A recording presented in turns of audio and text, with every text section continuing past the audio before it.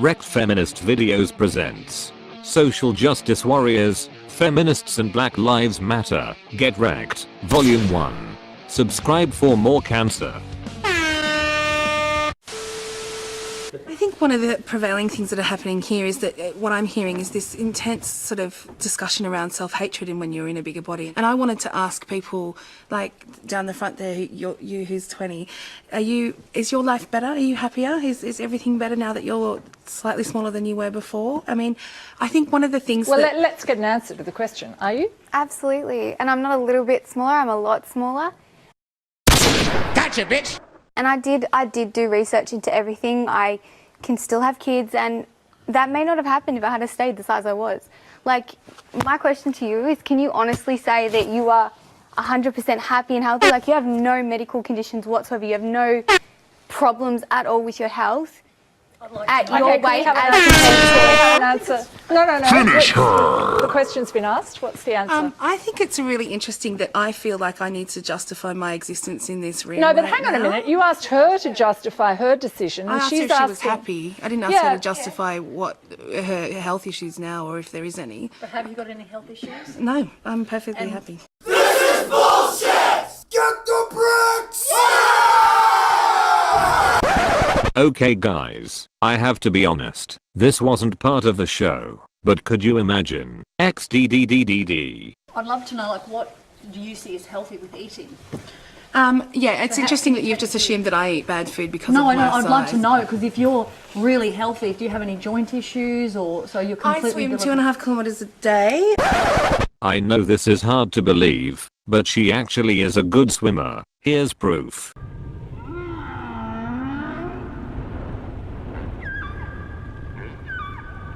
I walk, I exercise all the time, I am in a synchronized swimming team, and I really resent the fact that I have to actually justify my existence and my ability to live in the world in a bigger body in a way that I'm happy with. But we're all talking about health tonight. I mean, the whole show is about weight and health. No, so what it's we're not an talking unreasonable... about is surgery, and we haven't actually talked about the possibility that you can actually live in your life. No, but we have. This body. We have talked about that. But all I'm saying is that a question to anyone about what they eat in the context of this program, anyone in this room, is perfectly reasonable, I think. But it's interesting that they've only been directed at fat people. No, it's not about being fat or not being fat. It's about what everybody eats. Well, it's about what everybody eats and what health is. What health You're conflating No, I'm not conflating anything. I'm saying I think it's perfectly reasonable in the context of a discussion where you've got research that suggests that people who are overweight and people who are obese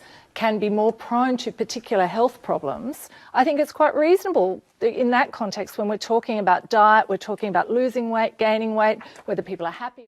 Confirmed kill.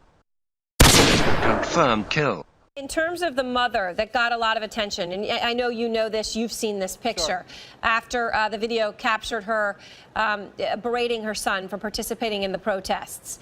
She spoke to CBS about why she was seen hitting her child, which is what she was doing. She was telling him not to do it, but she was doing it by hitting him. Here's what she said to CBS. Lo and behold, I turn around and I look in this crowd, and my son is actually coming across the street with this hoodie on and a mask. At that point, I just lost it. That's my only son. And at the end of the day, I don't want him to be a Freddie Gray. Now, Councilman, what's your response to that? I mean, you know, you see her trying to do the right thing. Of course, she's doing it by being very violent against her son. What's your reaction to what she did? Well, you say violent. Yeah, I don't know. Go ahead. Yeah, that's violent. I mean, she's trying to tell him, if you don't get off this street, I will drag you home. Now, if that's violence, then maybe that's necessary violence. And a lot of mothers are reacting that way, and a lot of us grew up with that, so you didn't make the same mistake twice. But she is doing what she has to do out there in the street to remind her son that he is her son, that she is his mother, and she won't tolerate it. So I know for some people it might say, oh my God, she hit him. Yeah, she hit him, because she's trying to make him understand that she loves him and she doesn't want him out there. There is kind of, again, I feel like you're painting a wide and diverse group of people with the same brush and saying that if you can't point to a policy or if you can't point to a person, then you're just wasting everyone's time. And I think that a lot of people are trying to point to policies, and while I think that the idea of pointing to a racist person is fundamentally in contrast with the idea of institutional racism, because institutional racism grapples with implicit bias in the society as a whole, or not like a ghost in the machine, but in individuals. Unless you're connecting that to a policy, it's a cop-out. Because now we're ghost hunting again. If you just said to me, we have a problem in American society, income inequality, right, is a problem in American society. If you just gave me any problem, and I said, well, that's the Bilderbergs' fault. Right, that's the fault of the Bilderbergs, right? It's a conspiracy. It's the fault of the Bilderbergs, right? There are all these conspiracy theories about the Bilderberg group. Now, let's say that it's the Bilderbergs' fault, or it's the Protocols of the Elders of Zion. It's whatever it is. There's some conspiracy out there. You would say to me that's not useful because what are you even talking about? When you say institutional racism, it's too broad. You at least have to name me the institution. Which one is the racist one?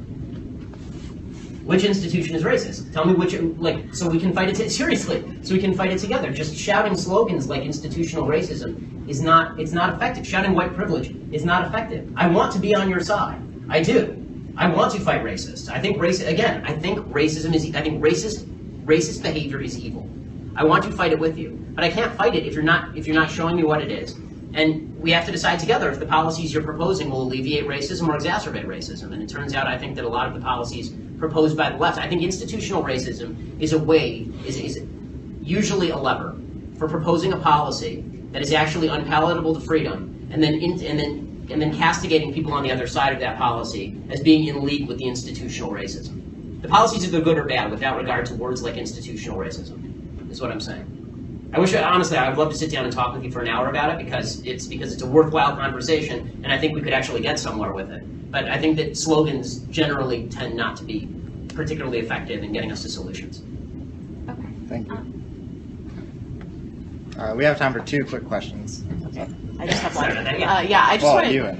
Oh, okay. I just want to disagree with Lauren there. I feel a heavy amount of animosity towards you, but thank you for bringing this ignorance to our campus, because I think it's important when you hear people from different sides, and because of the First Amendment, I can say that, right? Well, thank you. But I do have a real question in there. Because there was no question mark at the end. This was going to be a real downer.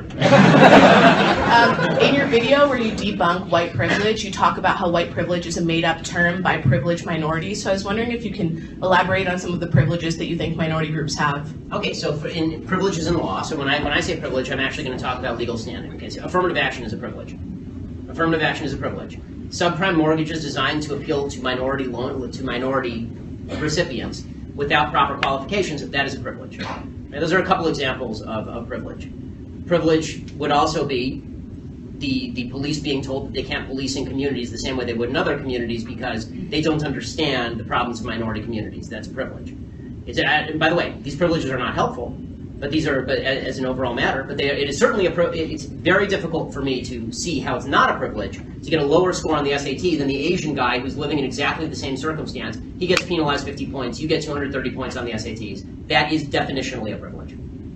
So there's one. Do you disagree? Yeah, but I don't want to take up everyone's time, so I'm just going to let. Confirmed kill. USA! USA! USA! USA! USA! USA! You think shouting USA is the only thing?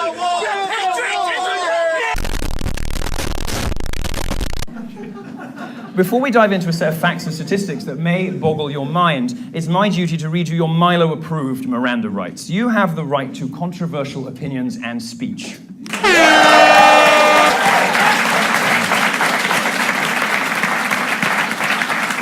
You have the right to confront and to disagree with, to rebut and to question opinions that don't match your own. You have the right to do all of that without being told that you are violating a safe space.